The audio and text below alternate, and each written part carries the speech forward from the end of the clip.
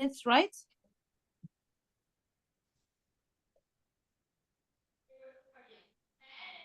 Dr. Ijome, we're gonna, Ijomone, let me pronounce it properly. If I say Ijomone is correct? That will be fine. Okay, so you want us to start around 8 minutes past, right? Or 10 past, 10 past 5. That's it, fine. Okay.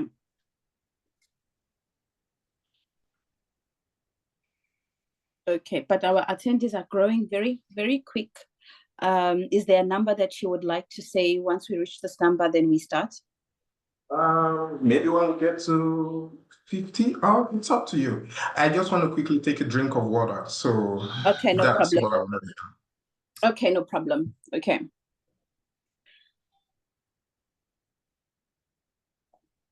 Good afternoon, everyone. My name is Lihle Ulu. We are just gonna wait a few more minutes and then we're gonna start our webinar. Should you have any questions or any queries in the meantime while we are waiting, please feel free to send your questions on the platform provided already on this Zoom. Okay, we're just going to be offline, like we're going to remove our videos, and then after that we're going to start in a few minutes. Thank you.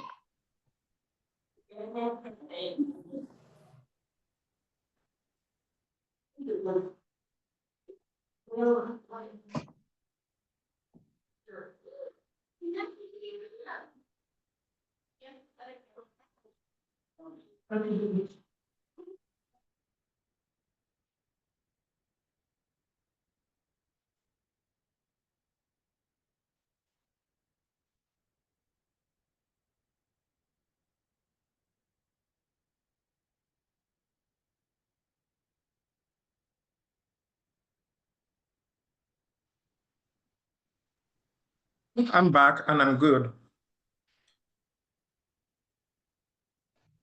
Okay, we have 24 people. Do you want us to start? Yeah, here we can start. Okay. Oh, it's 1606. No, I think 24 is a decent number. We have 108 people registered for this webinar, but we are recording the webinar, so those who will come in late, they will still be able to catch the juiciness of the webinar by just listening to it. Okay, that's really good. Okay, so good afternoon again, everyone. My name is Lihle Kulu, and I am the Deputy Secretary of SONA. Today we are having our last SONA webinar, which is sad, but also very exciting because we are having a very powerful speaker who's also dealing with a very interesting and important topic. Just to let you guys know, as I've already said, that this is our last webinar for SONA for the year 2024. However, if there is another webinar that comes up, please stay tuned by looking at the SONA social media platforms, such as our Facebook, our emailing system, as well as our LinkedIn. You may catch us there if there's anything. Also, our website, if there's anything new that we're going to be giving you guys. So I'm just going to hand over to Dr. Gladys Ngupai, who is going to introduce our speaker. And then after that, Dr. Gladys will take you right through to the end. She's going to introduce the speaker. She's going to run the questions and she's going to close for us. Thank you very much. Over to you, Gladys. Okay, thank you, Lihle. Welcome, everyone. Today we have like a very experienced speaker. I name here Dr. Omamu Yovi Ijomone, who is Dr. Ijomone is a neuroscience researcher, strategist, and an associate professor at the University of Medical Science, Ondo, Nigeria, where he leads the Laboratory of Experimental and Translational Neurobiology. He has received several fellowships, and he presently holds an NIH K43 Emerging Global Leader Award and a 5-year grant leveraging the innovative C. elegans model to study gene environment interaction in autism spectrum disorder. I hope I did right. And today, Dr. Ijomone is going to tell us more about translational neuroscience research, specifically identifying and tracking significant biomarker to unravel disease pathogenesis. And welcome on board, Dr. Ijomone, and it's over to you now.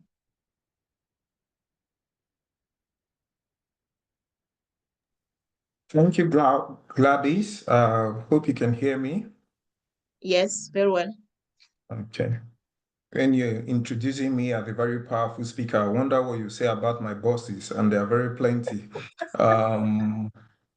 I first of all want to appreciate the committee, thank everyone for considering that I give this talk. And I will still tell you, when you first sent me the title, I was like, you didn't see the big professors to put these on.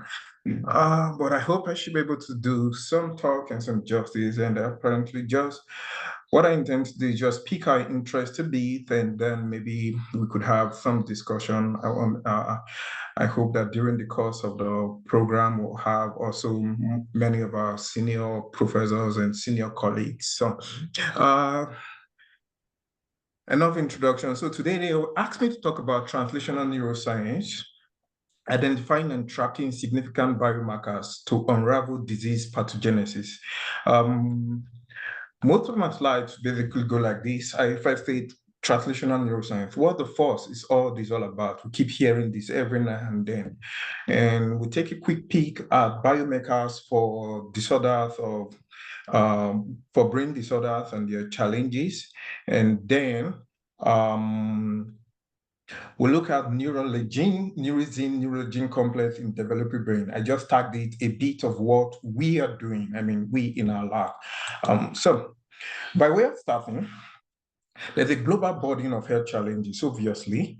The solutions that are available to combat these problems are very limited. I use the word that the health challenges dwarfs the solution available to combat them.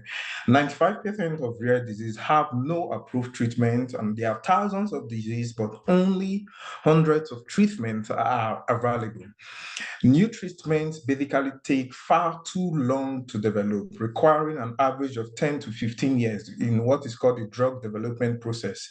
It is costly, it is excessively long, and it is highly risky because we are not even sure which molecule or which substance is going to pass the rigorous test of drug development process. So we have a very high rate of about 95% failure, but it doesn't stop us from continuing. Why this may be in itself a complex or a demoralizing thought, but it also opens an opportunity to try to see how we can narrow this gap between solutions and problems and have more solutions rather than problems when it comes to global health challenges.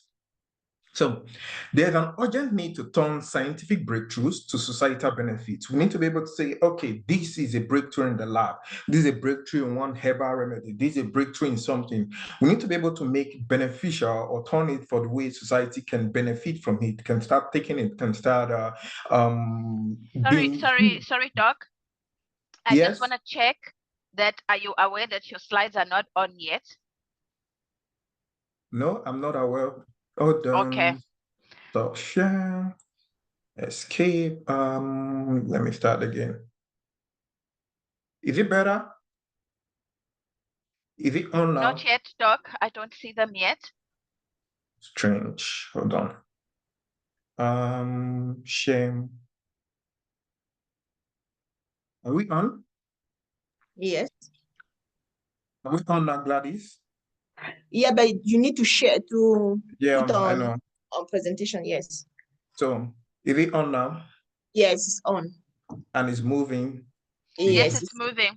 But now you Okay. have caught us on in the middle of the thing. I don't know if you can just do a quick glaze of the slides so that we can just snippet, and then go slow on where you were after that. Okay. Okay, I get what you mean. So, like I was saying, there's a whole lot of global burden, a whole lot of health challenges, but our solutions are very minimal, very few. Um, Thousands of diseases, only hundreds of treatment. It takes a longer time from drug development process to what is it called now, to making this thing available to the public. So it's costly, long, and highly risky because we're not sure which substances or which promising substance are going to work out at the end of it. So there's an urgent need to turn these scientific benefits or this scientific breakthrough to societal benefits. And that is where translational science is attempting to improve the process, basically trying to understand what is similar across diseases, trying to develop models to predict how people react to disease, and basically enhancing designs and how to conduct clinical trials that are more accurate and reflect the needs of the community. So the National Institute of Health, NIH, which is considered the largest funder of biomedical research, established the National Center for Advancing Translational Neuroscience in 2011, and with the ultimate goal of more treatment more quickly. That's the ultimate goal of translational science, trying to take scientific breakthroughs into benefits for the community. So what then do we call, or what then should we say is translational science, basically?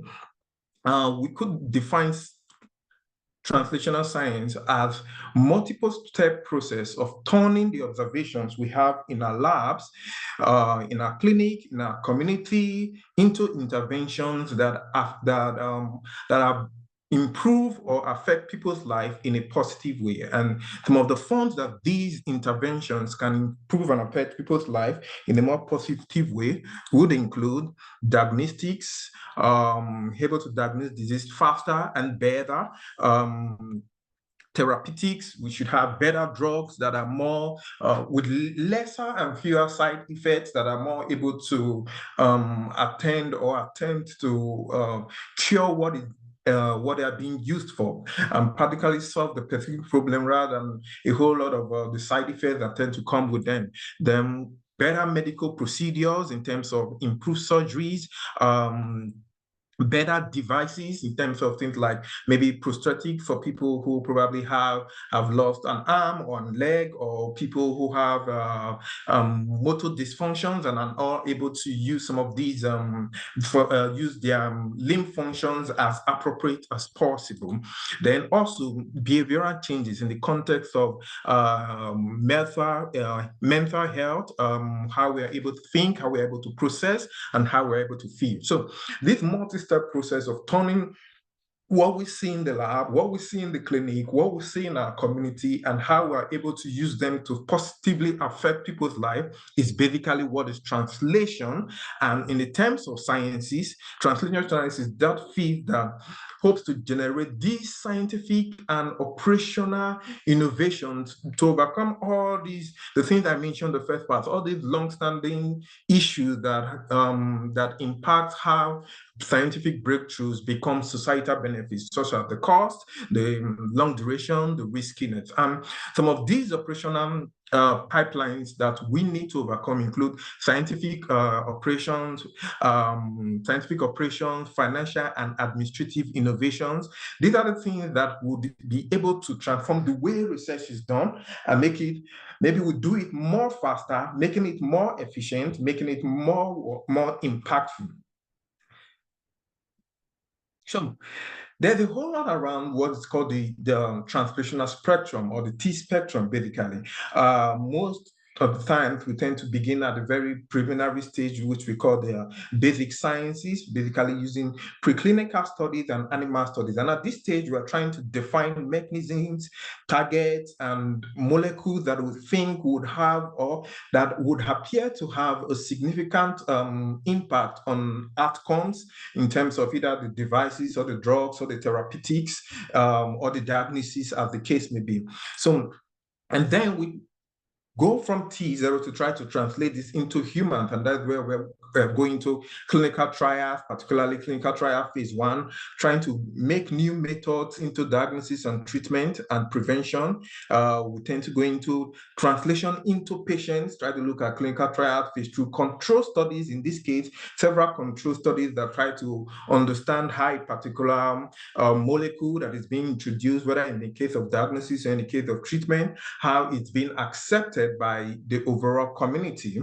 And then we tend to think of, okay, we want to move it into practice, which basically fits for how the clinical trials, how were the outcomes, how were the research that came from, were they positive enough? Could we now bring this thing into a more daily or a more regular way of treating patients in a timely manner?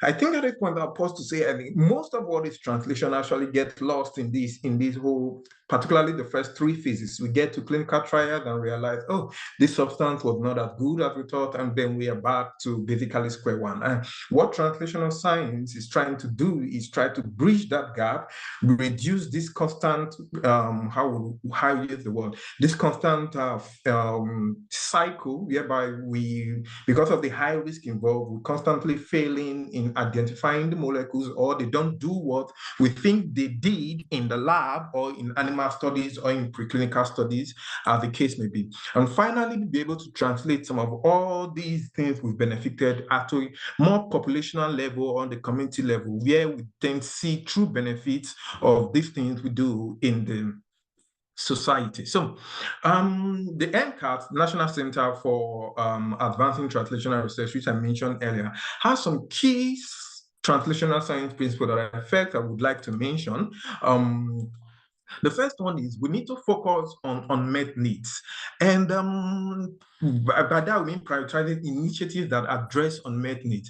At this point, I think I want to probably chip in something. The norm, particularly in the African region, is that most of our needs, or most of our unmet needs, are around infectious disease, basically malaria, HIV are the case. And that has left really neglected, at least in my own purview, really neglected tropical disease, and more importantly, even neurological burdens per se. I can joke. I know I once entered into a review panel, a local review panel for a proposal we once wrote, and the comments for a work that was, I think, focusing on Parkinson's or autism, I can't really remember what. These are not really our problem in the community. Our problems are mostly malaria and HIV, which is true, but to a large extent, I think these are things we've made advances on, whereas neurological burden like Alzheimer's, like Parkinson's, we really don't even have, particularly in Nigeria per se, we really don't even have data really on this. Specifically, realizing that I think in the last 2 or 3 years, one of the global disease burden of report for neurodevelopmental disorders has listed Nigeria as the 3rd with the highest percentage of autism, but this is something we really do not talk about, at least in our country. So, translation effect is about prioritizing initiatives that are unmet, even if it appears that they are not the norm for a particular population. So we also want to be able to generalize solutions common and persistent for all challenges. For example, we can say that a particular biomarker, I want to pick one from our neurofilament protein. Neurofilament protein is both a good biomarker for traumatic brain disorder, but it's also a good biomarker in cases of Parkinson's. Are we able to generalize solutions that could cut across several disorders? Also, we need to be able to emphasize ability to create, to be more innovative. What are the more better ways we can do research? What are the more advanced way we can do research, and not really stick to what we're used to? Even when we're used to it, sometimes you want to do research around phytochemistry. What extra can you go? What extra innovation can you bring, rather than just doing a basic crude extract work? We need to start bringing those into the picture. We need to leverage cross-disciplinary team science. I always used to say, and I still say, there are some things I don't bother thinking about when I'm in the lab. Oh, I just look for someone who can. They are not my cue. For example, some very biochemical analysis. They are not my strength. Why would I want to? we need to be able to leverage cross-disciplinary team science, leveraging all the people we have around. Of course, there's the need for enhancing the speed at which we do our research, and that means we should be able to, somebody once called it, start from back forward. We should be first able to see what we're trying to do in the lab, what is it going to produce, or how is it going to impact society before we start asking the questions in the lab on what we need to do to be able to impact society. Then also there needs to be need for partnership across boundaries and across borders, across countries, need for more bold and rigorous research approaches. What we do should be able to be validated, should be able to, the NI should call scientific rigor, should pass through enough rigor that you can be able to stand several repetitions or several trials. And then, of course, they need to be able to prioritize diversity, equity, inclusion, and accessibility. I think last time I was in a conference in the UK, and the whole issue was around neural interfaces. And the questions are, if some of these significant advances are being made in the more advanced climate and they are more expensive to the developing nation, how do we enhance that there's an equitable distribution of the breakthroughs that we are getting across the science world? So there are 7 characteristics of a translational neuroscientist, basically. The translational scientist is a domain expert. Across the many subdisciplines, he's an expert in one of the domains. He's a rigorous researcher, he's a skilled communicator, he's a team player, he's a systems thinker, a boundary crosser, and a progress innovator. Wow, so lot. And ideally, that is where we're all trying to grow to be in the sense of trying to translate lab ideas or our lab successes into societal benefits. So I'll take them a little bit one by one. What we mean by domain expert means someone who possesses a deep disciplinary knowledge and expertise of its own discipline or the various domains within a particular science discipline, ranging from either basic to clinical to public health, and some of the domains in between, because translational science is not just a single straight road, but sometimes it's very interdisciplinary. Then also that person must be a very rigorous researcher. That means conducting research at the highest level with all rigor, transparent process, strong statistical analysis skills, and able to design research projects to specifically answer specific questions and always improve reproducibility or maximize the ability for it to be reproduced. More importantly, he has to be a very skilled communicator.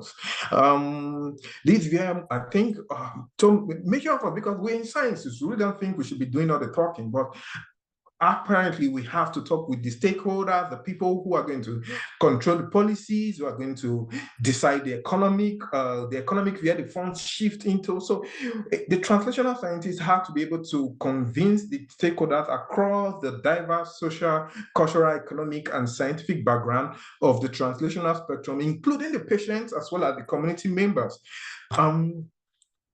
Then also, he's somebody who has to be a team player for sure.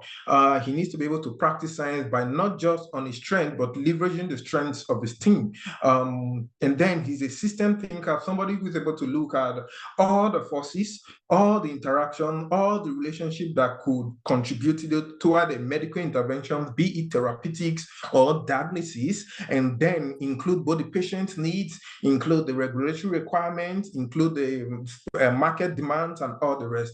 At this point, it begs the question to ask, if the translation scientist is all about this, where does he find the time to do the lab work, in quote? I think at this point, I want to say it should be more about balancing in that we should be able to leverage teams across either people in engineering, we are more in the biomedicals, people in engineering, statistical field, biomarketing, as the case may be. So then also you should be able to break boundaries, cross-disciplinary boundaries. It's not laid back to say, oh, I'm only within my sphere of influence, but also able to collaborate across several research areas and professors, both collectively as well as he's a process innovator. He understands the processes, understands the bottlenecks, and finds or seek ways to overcome them.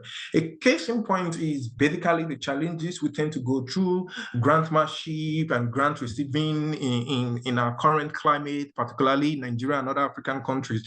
We need to be able to, the translational scientists have to be able to see how can I improve on this? How can I work around this? And as we grow, basically for all of us, as we grow in our profession and as we grow in the academia or wherever, someday, somehow, we'll probably be the ones sitting in places of authority. We should be able to bring all these innovations we've learned to make things much more easier than it was when we were in the earlier stages of our career. Having that idea of that this is needed for translational science is something to keep in mind as we grow or go on in our career. So what are the needs for translational research? One, it's a way of cost-effective means of healthcare delivery, no more spending the long time or the excessive money, because at the end, we've been able to envisage at the end, from the beginning, before we go into the lab, we try to ask ourselves, what are the needs of the community? It helps to shorten duration of clinical trials. It incorporates the benefit of research into clinical medicine. So as I'm doing a research, like a proposal I wrote one time, as you write in a proposal, you have to be able to answer the question, how does this directly relate into clinical benefits? Close the gap between what we know and what we practice, and then bridging the gap between discoveries at the bench and interventions at the bedside. So in all this, the idea around this is that translational science should help us bring about numerous diagnostic and therapeutic tools to improve, particularly due to modern technology, to be able to improve overall health of the community. So, and I said translational neuroscience. In the context of what we've been talking about, translational neuroscience would just be bridging the gap between basic scientific research and clinical applications to translate findings from the laboratory studies to the development of new treatments and therapies for neurological disorders. Simply, translational neuroscience is translational science that have to do with brain, or rather that have to do with the central nervous system and the disorders that affect the central nervous system. So translational biomarkers that we see in the context of, translational biomarkers and diagnostics, there are three common applications when we talk about translational research. Basically, we talk in the context of biomarkers. So biomarkers are basically measurable indicators of biological process that could help to diagnose disease, predict treatment, response, or monitor disease progression. So that's one of the common things when we talk about translational science. We want to be able to develop more effective or more biomarkers. We want to be able to know what early diagnosis, what the disease are. We want to be able to monitor how the disease is progressing. We want to be able to have better answers for disease pathogenesis and mechanisms that trigger or causes diseases. Then, of course, another common application is diagnostic tests, procedures used to detect or confirm the presence of diseases. And most of the time, they are dependent on the detection of the biomarkers we've either looked at, we've either previously discovered or previously studied. Then also precision medicine, we want to be able to tailor treatment of individual patients based on their unique genetic, molecular, and clinical characteristics. Since there was one time we were having a discussion, I think, about the fact that why we should begin to do things around more high-tech genome-wide studies or genomic studies within the African context with respect to specific diseases, particularly neurologic burden, because most of the questions we tend to answer are based on data that has been obtained from the more developed, the global north, and then begs the question, how well would this thing be tailored to our unique genetic, molecular, as well as clinical characteristics in our immediate community and our individual clients. So some of the brain, when we talk about brain biomarkers in this context, these are basically molecules that indicate the presence of a disease or dysfunction in the brain. They are becoming increasingly instrumental, particularly for other diseases, such that you need them to be able to choose the best treatment option and monitor disease progression. However, when it comes to brain conditions, neurological biomarkers for neurological conditions significantly are behind or significantly lag behind compared to other conditions, for example, cardiovascular or infectious disease, HIV, malaria, as the case may be. And why that is so is because most neurobiological markers or brain biological markers are present in the CSF, but are rarely at an undetectable levels in the blood.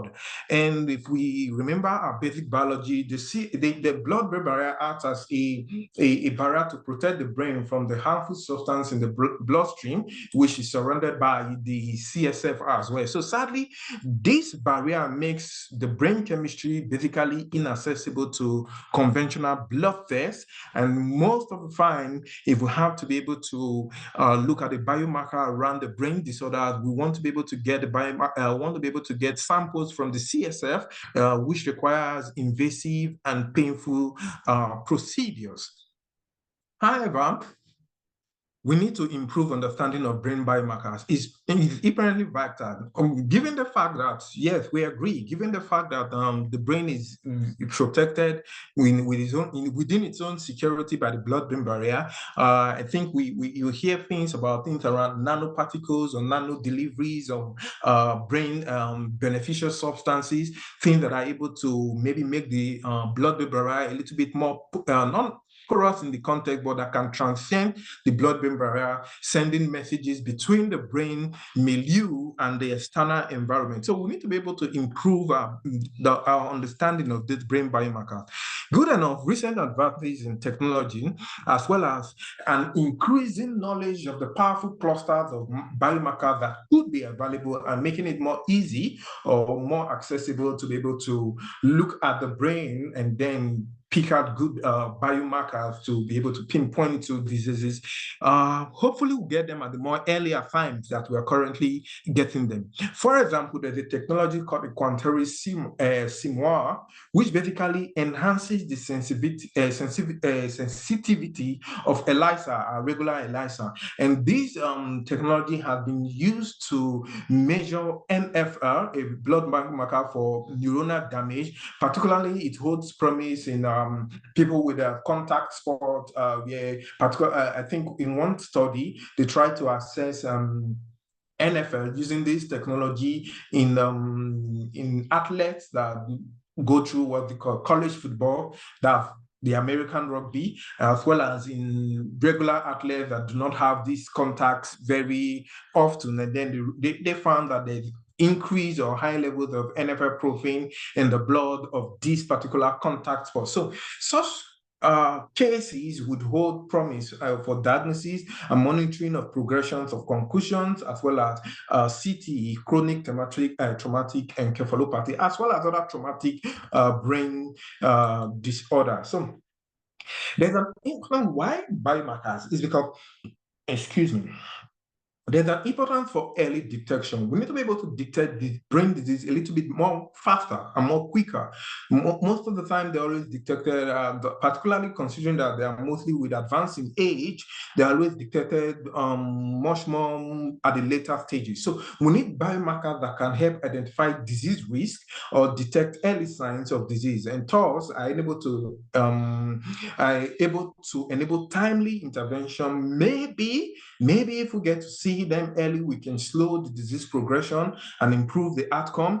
Maybe we can be able to develop effective treatment that is unique, or like precision medicine will say, that is unique to a particular patient, and allow for potential modification of the diseases rather than for it to go so severe, it becomes a little bit less severe. And then also by combining both early detection and treatment, we can overall maintain normal brain functions, even in situations, at least near normal functions, even in situations whereby there's a disease state, or an overall improve the quality of life of the individuals with such kind of brain diseases. So common biomarkers for brain diseases, there are a variety of them, and they provide a unique insight. And I basically, in this context, group them into three categories. We have the imaging biomarkers, basically, where we come in things like MRI scans, fMRI scans, PET scans that basically either detect structural changes or metabolic abnormalities in the brain, or in some cases whereby we have labeling biomarkers that have been labeled and then taken in, and we're trying to study the brain with these imaging techniques. Then also we have genetic markers, which is basically trying to understand specific genetic variations, talk about that in the brief, that can increase the risk of developing certain brain disorder. Genetic testing can help to identify some of these variations per se, and then we can better be able to say, okay, this person could be prone, or somewhere down the line, it's a possibility for a brain disease, and begin to marshal out effective interventions much more earlier. And then also finally, by chemical markers, whether in the blood or in the cerebrospinal fluid, that can reveal changes in either any important chemistry, maybe protein or other chemical markers that could be associated with brain diseases. So I have to put a few things of some of the things that are basically available currently for some of the major brain diseases. We already know that Alzheimer's is basically characterized with build-up of familiar plaques and tau tangles, and some of the common biomarkers with Alzheimer are amyloid beta proteins, whereby levels of these proteins, both in CSF and the blood, have been used as a description or as a diagnosis, or at least a startup diagnosis for Alzheimer. Then we also look at levels of tau information in the CNS and the blood, used to assess, okay, are there neuronal death or dying undergoing? And of course, PET scans for amyloid plaques in the brain to confirm Alzheimer's disease diagnosis. There are also, in the case of Parkinson's disease, which is basically characterized by loss of dopamine neurons in the substantia nigra, we have things around alpha-synuclein levels in the cerebrospinal fluid. They are slightly elevated when it comes to Parkinson's disease. We have tried to look at dopamine, dopamine transporters, using imaging studies or using lipid tracers to try to detect increase in dopamine transporter activity within the brain, as well as with Parkinson's is a clinical motor function assessment to be able to pinpoint to what is happening in the context of Parkinson's disease. And the last one I looked at was biomarkers for traumatic brain injury. Basically, traumatic brain injury, any injury that actually, the main, how would I put it, the underlying factor is that the brain, because of its position within the central nervous system, its buoyancy, any force that tends to push the brain within the brain so that it hits the skull, basically that's what leads to traumatic brain injury. And some of the symptoms include cognitive impairment, mood changes, as well as physical disabilities. Biomarkers for traumatic brain disorder that include elevated level of S100B in the blood, elevated level of GFAP, which is a common measure of astrocytic reactions, particularly in brain tissues themselves, as well as other proteins that have been looked at, and neuronal specific enolase, total tau, as well as the neurofilament protein that the Quincharis CMOA technology recently used for an ELISA in a sensitive ELISA procedure. So challenges in biomarker development is that the development of some of these effective biomarkers for brain disease is actually challenging, requiring a whole lot of multidisciplinary approach. Challenges include the fact that the brain is highly complex. The complexity of the brain, the several organs, the several regions, the several neurons, how would I put it, the group of neurons, in this case now nuclear group, tract group that makes up the brain, makes it really challenging sometimes to be able to map out specific biomarkers for individual diseases. And that's when we consider that most diseases across the brain tend to, they manifest differently, but seem to tend to have very common mechanisms, at least from what or rather at least common pathogenesis across things like oxidative stress, neuroinflammation, mitochondrial dysfunction. So, and then all then tend to manifest differently in different brain disorders. The heterogeneity of brain diseases are varying, different symptoms. So There's no one universal marker, as the case may be, as well as we ability to be able to validate biomarkers that have been developed. So if the biomarker is developed or a molecule is developed that this could help diagnosis or it could help treatment, we need to be able to validate it. Is it reliable? Is it accurate? Before we can even think of using it in the context of the clinic. So these are some of the challenges with developing biomarkers generally, but more aptly within the brain. So in the context of these, when we think about translational neuroscience, we are trying to think, okay, so we want to do something in the lab. We want to be able to ask the questions from the beginning, or rather from the end. Okay, we see from the clinics that maybe a particular molecule is found somewhere it shouldn't be in the body at a particular point in time.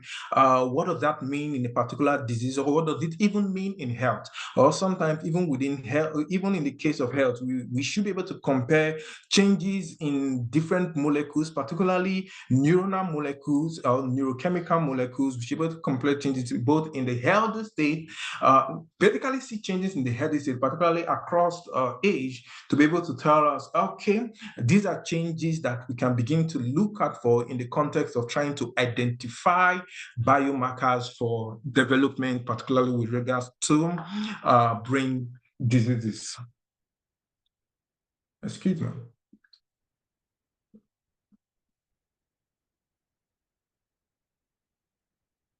So, so far, I basically just gave an insight, or rather a quick run view of what I would consider translational science and how the biomarkers basically play an insight into all this. A good thing to note in all of this is that, like I said, sometimes we try to ask ourselves, these neurochemical substances, these chemical substances, what are their end goal, or rather, what is the end goal? Why are we trying to study them?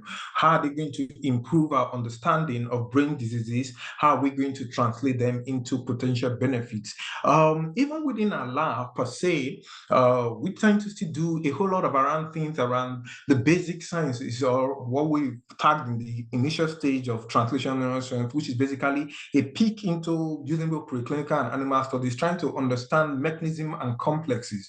And in the last part of this slide, I wanted to do a brief preview on something, on a particular complex we're honing in a lab and why we do that. So I tagged it Neuroscience complex in the developing brain, a peep into research efforts at LetNew. So first, before I do that, a quick rundown of what our lab is. A major thing to note is that most diseases basically, or rather, even a great number of diseases have been linked to genetic disorders or genetic mutations or genetic variations.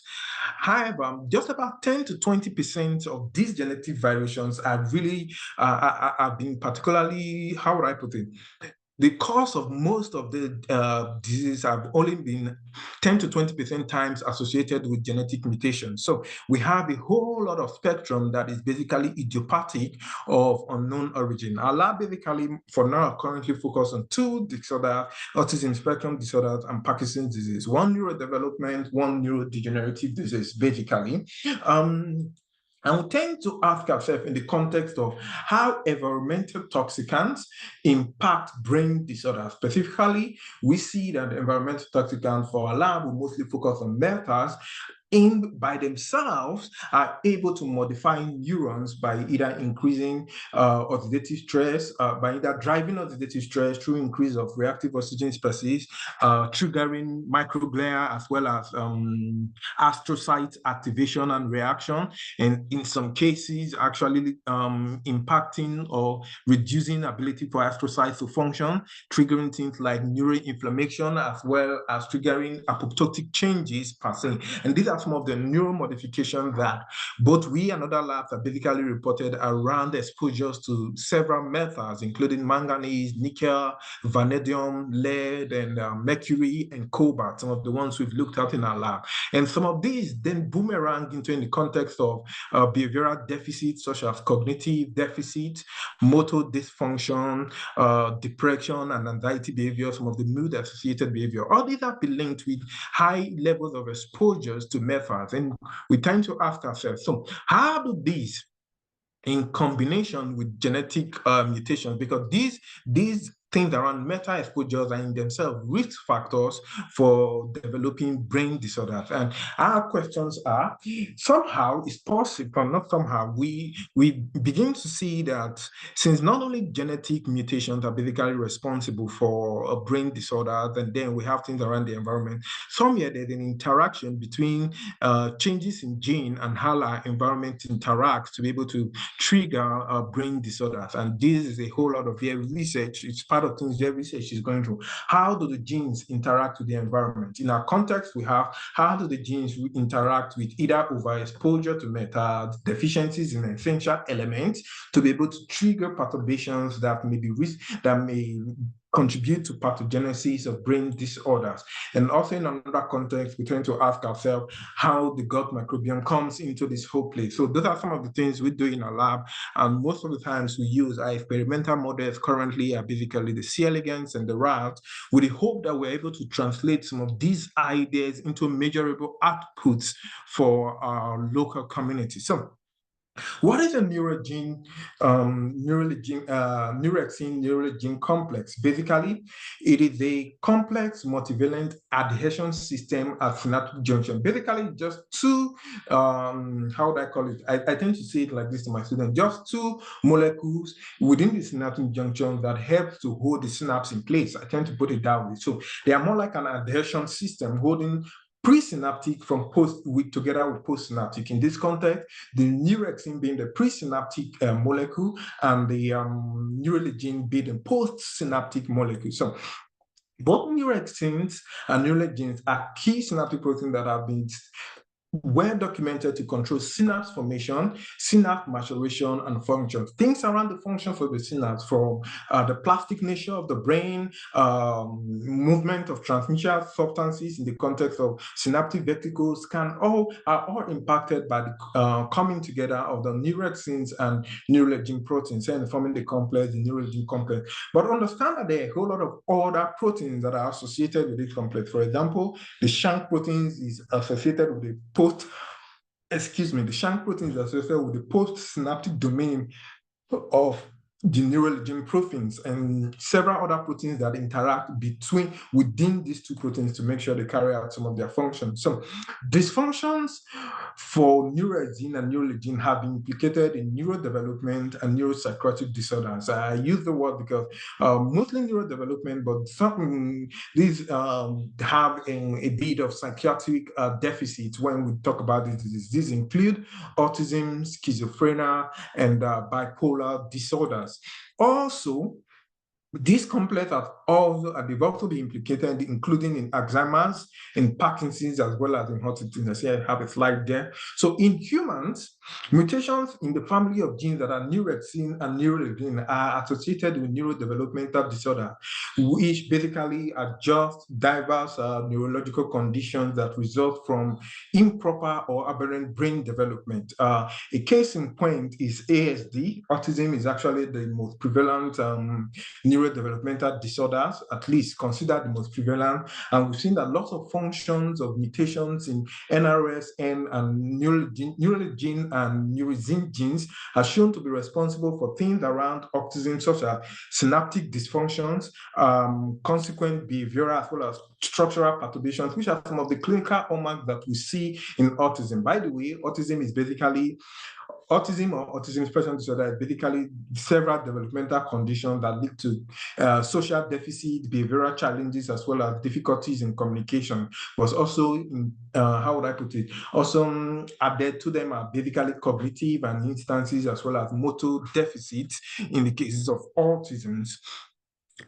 So, why are we interested in these genes per se? The neurexin and the neural gene family of genes have been shown to have how would I put it, a very strong association between mutations in this gene as well as development of autism.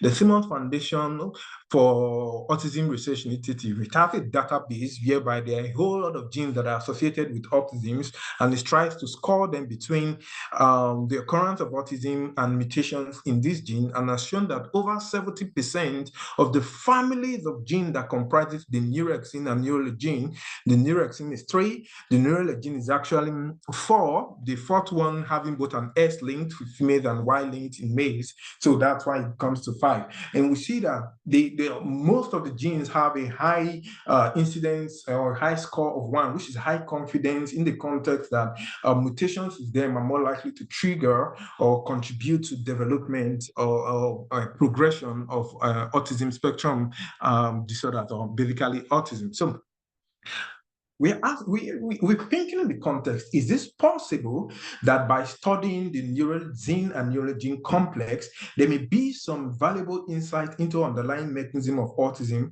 potentially leading to novel biomarkers using these complexes? Is it possible? Why would that be the case? One, alterations in this complex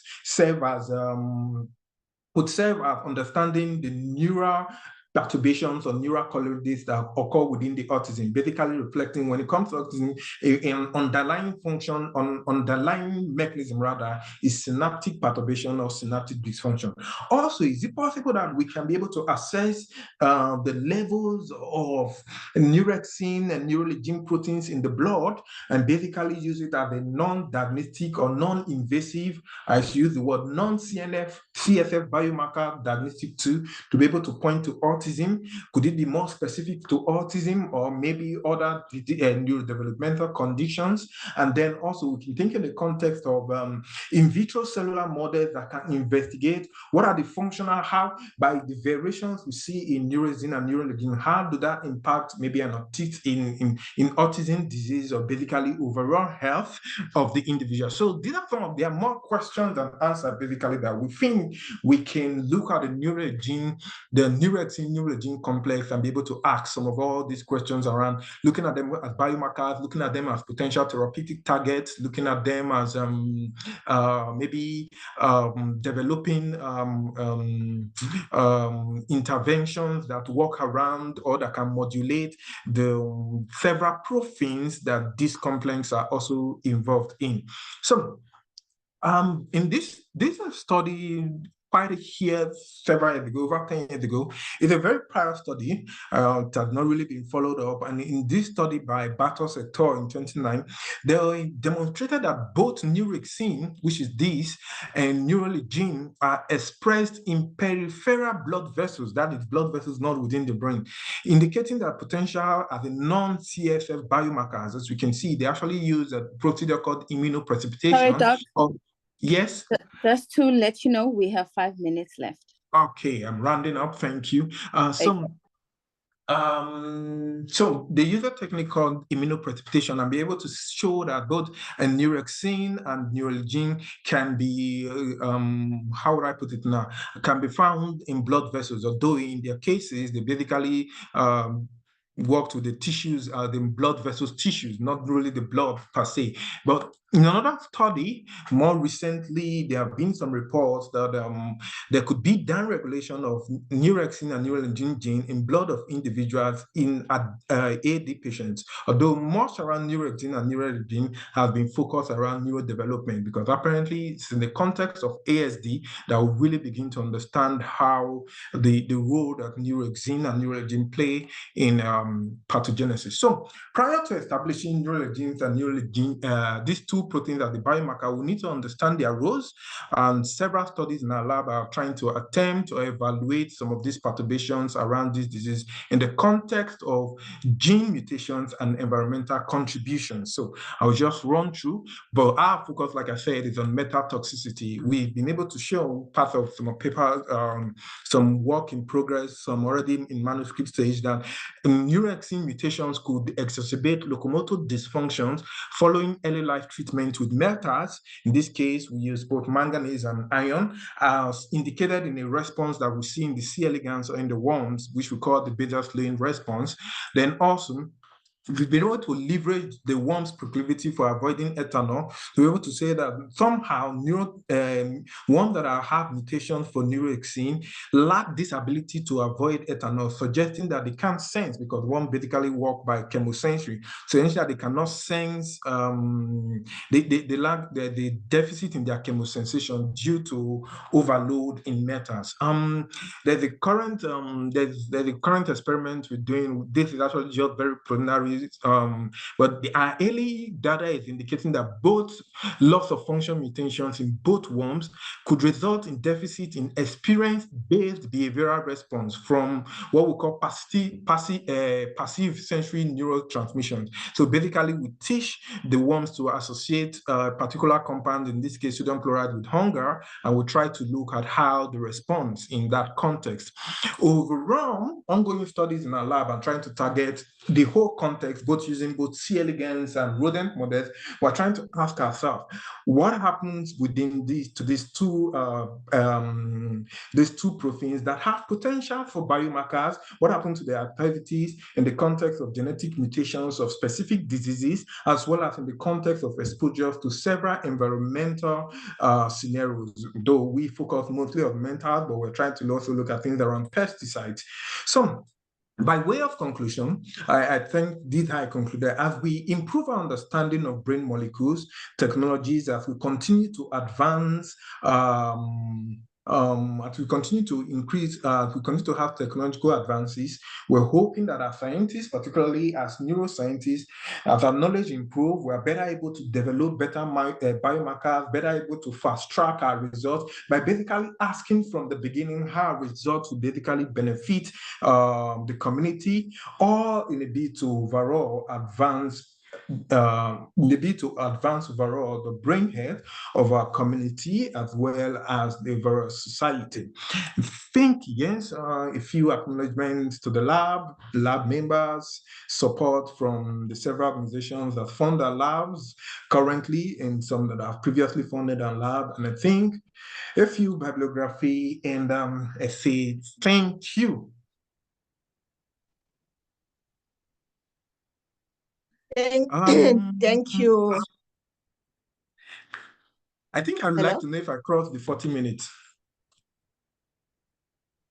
Okay. You did. Okay, thank you, Dr. Ijamone, for your brilliant presentation. And let me just go quickly and see whether we have some question. And see. Not yet, but I have a quick question though. So how is it easy? Hello? How is it easy? Yes. How is it easy? What would be the right way to fast track or to determine a biomarker for like a specific disease? Because from your talk, you say it's quite difficult to like isolate a biomarker that is specific to a neurodegenerative disease. So nowadays, study would like to, let's say, if I'm at the prodromal stage of a pathology or a disease, I should be able to be detect and prevent, because that is the good part of the translational research. So to your point of view, how can we make this possible? I think I'll just basically comment in this, like, it's still, I guess that's why I started with the word translational science. What's all the force about? It's still, what's the language I wanted to use? We'll still have to sometimes do some things the painstaking way, even if we are trying to reduce or try to improve or try to fast track this. But my comment would be that if we ask more questions that are more retrograde, what do I mean? By starting from the end product to the finished product, in the context of, we ask basically what have been seen or what are we seeing in the context of in the clinics. We see, okay, a particular some things if we look at, I think I'm trying to very specific focus around what I'm basically looking at. So sometimes from what's this context now? What am I trying to say? From postmortem brains in the context, we see that a particular marker was increased, maybe for Alzheimer's disease, as the case may be. Someone has passed, and we look at his brain and we see that, okay, there's an increase. We should be able to now start take it back into the context in the lab to be able to ask ourselves, how does this particular molecule or this particular chemistry contribute? So see first from the end and then walk our way back. For now, even me too, I think sometimes we basically just design the research in the context of, we design the research and see how it will be, rather than ask the question of, is it useful? Is it a marker? Is it a protein that has been measured in the context of one disease, or it has been looked at in the context of one disease? Even if there was nothing, how would I want to use the word, nothing exceptional about it in that context. So if we can be able to see things from the end, okay, a particular paper has reported, that's what I'm trying to do, at least when we start working around Neuroscience. Particular papers have reported that, okay, these stuffs in the brain, since we cannot remove the brain per se, these stuffs in the brain get show dysfunction or deficit in the context of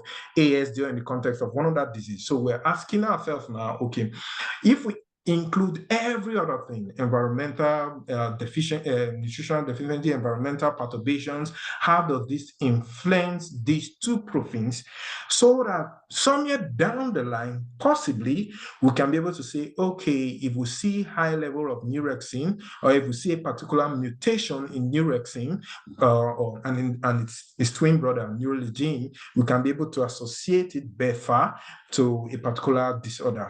That's how I want to say. We have to work both from up down. First of all, see the clinical output of some of the observations we have in the clinic, and then come back to the lab to try asking the questions. Most of the time right now, we start in the lab and then we get to the clinic to try to see if what we observe in the lab will work in the clinic. But if we switch it the other way, whereby we ask ourselves what we observe in the clinic, how can we understand it better in the lab? I think that would more better slow the process between trying to translate what we observe in the lab, or what we call scientific breakthrough, to outputs for our community. Thank you, Doctor. We have two more questions. The first one from Anonymous. Thank you for the presentation. Can I ask that in the case of translational study, how many times do you perform some validation of the techniques and make a research translational? So let me just give the two questions, or you want me to go by one? Should I read the next one? Yes. Okay. This next one is subject to using different models like C. elegans in rat. Objectively seeing the same answers from these different models, how do one sum up to go into clinical investigation?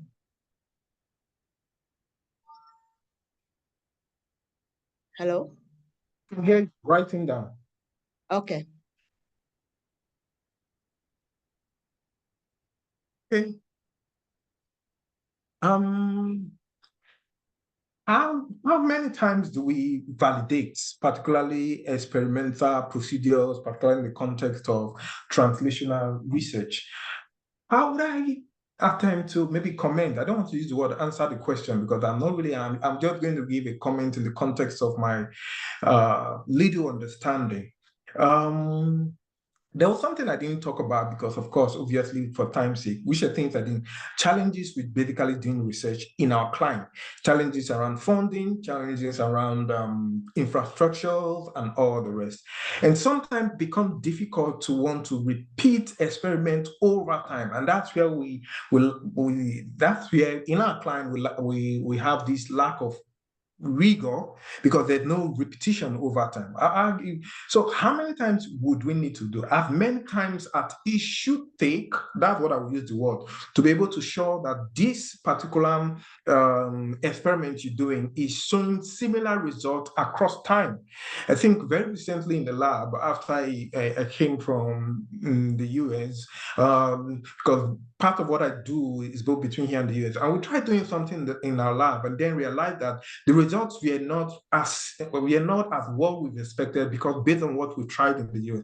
So we tried troubleshooting. And sometimes I just think in the lab, we can be able to troubleshoot because somehow we have the funds for it. In that context, I can, at the right now as I'm saying, I can envisage the numbers of very small things like what do we call them now? Regular plates, petri dishes, stuff that we've had to just discard just so that we keep repeating the experiment till we get a more, how would I put it? A more standardized protocol. And that is very difficult to do when there's no fund and when there's no infrastructure. But to the person question, you should validate enough until your protocol gives at least a similar result across time. It's done in your lab by you. So it shouldn't always produce different results at different times. And then to the other questions, extending, I think I just wrote it like this, extending animal models to human research. In the context of, I know there's already a question that's asked a lot, but we can't neglect the fact that for most human chemical, or how would I put it, human neurochemistry, there is and how would I put it, a corresponding in the lower animal. So for example, with the C. elegans, we always tell ourselves that, or rather, we always understand that there's a whole lot of genetic similarities, even though the characteristics as it comes or the phenotypic outlook in humans may be different, but the underlying way with which the C. elegans, sorry for using the word think, not think in the context, but with which they respond to their own environment, bear similarities with which humans. So that's how we tend to answer questions in that context. So at the end of the day, we first have to test whatever we want to test. If you eventually decide that, okay, I think something around this chemical may be a worthy look around biomechanism, you first have to test it. You can't just pick humans and then look at it. So you first have to test it, validate it in more simpler forms to be able to see how they perform. Yeah, the challenge would be when we then translate into humans, sometimes we see the different ways with which they perform. But then that means you're not starting from scratch because you've been able to look at it in the context of animal studies for our lab, whereby we have now gone a little bit lower. We start with C. elegans and then we graduate into rats, and maybe we'll get to primates before we get to humans. We're not yet sure. That helps to you building, you're building capacity across the spectrum. That by the time we get to human studies, when we see the different changes, we are more better to be able to ask the questions or answer the questions that it will pose. I think that would be my comment on that. Thank you very much. We are going to take this last question. If yes, sorry, Dr. Ngopai. I think we should just make it really just like a half a minute because we are already 10 minutes out, and I think Thandeka needs to have closed already. Okay, thank you for this reminder. Let me just read the question so that it can be like, we can think about that question while finishing the webinar. The last question was from Kafila Aranciola. Is considering the prevalence and high suicidal risk associated with mental disorder in Nigeria and Africa as a continent, there is still limit to significant biomarker being utilized. Do you think it is possible to identify novel brain biomarkers for these mental illnesses without being limited to the CSF or brain homogeneous level or neurotransmitter at basic research level? So I think we are going to think about it back home based on Dr. Ejomone's presentation. Thank you very much again, Dr. Ejomone, for accepting our invitation.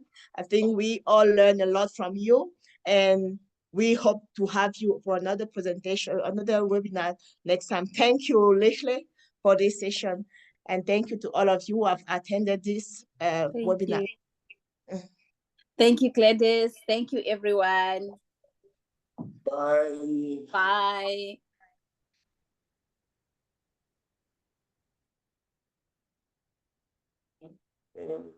Yeah.